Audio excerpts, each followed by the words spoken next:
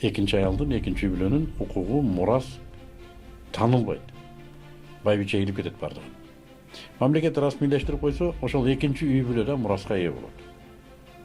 Бул бир эмеси. Муну биздин кээ бир баягындай эмелер түшүнбөйт да. Булар жанагы мамлекет уруксат берип койсо, анын өзүнүн сайпана ери үйлөнүп кетчү деп коркот. Анын узукулукка барат, үйлөнө албайт. Андан коркпой эле койсо болот. Анан кээрлердин просто ичи күйдүлүк. Булар жаш кыздарга үйлөнөт. Жок, андай эмес.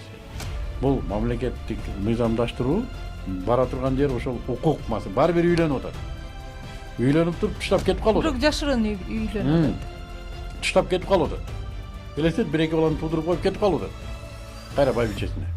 Жоксун дагы бирөөнү алып кетип. Ал байкуш эч жака бара албайт аттан.